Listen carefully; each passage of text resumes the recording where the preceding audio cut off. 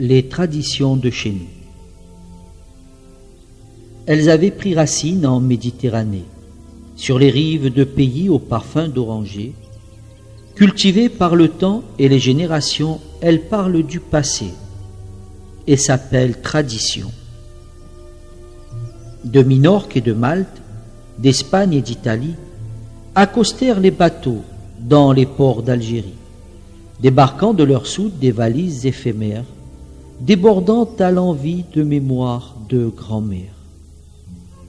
Aux souvenirs d'hier, hérités des parents, se greffèrent habitudes et coutumes d'Orient. L'amalgame se fit sans tambour ni trompette, se noyant volontiers dans un verre d'anisette. Le tapsin ravageur fit alors son entrée, devenant le symbole de la complicité. L'amitié tutoya cette marque d'affection et entra sans façon dans toutes les maisons. Le prénom du grand-père hérité par l'enfant fut la marque de respect que l'on doit aux parents. La mouna de la Pâque à l'orée du printemps embauma les forêts, les jardins et les champs. Une assiette de gâteau au voisin du palier entr'ouvrit quelques portes jusque-là refermées. Le bonheur de créer une famille de quartier embrasa les balcons du pays tout entier. Pour éloigner de soi Shkomoun et médisance, c'est la main de Fatma qui entra dans la danse. Une main bien ouverte aux yeux de l'ennemi sembla un bouclier aux enfants d'Algérie.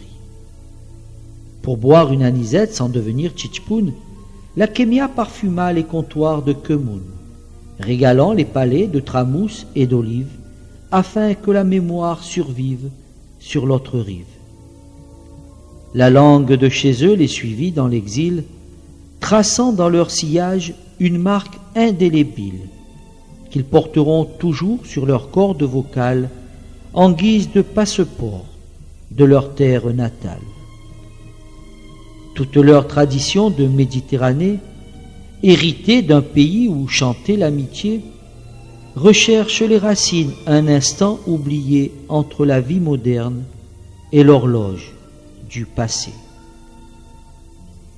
Le devoir absolu de ce peuple en errance est de perpétuer la France de leur enfance, auprès de la jeunesse qui joue dans leur maison, en puisant à la source des anciennes traditions.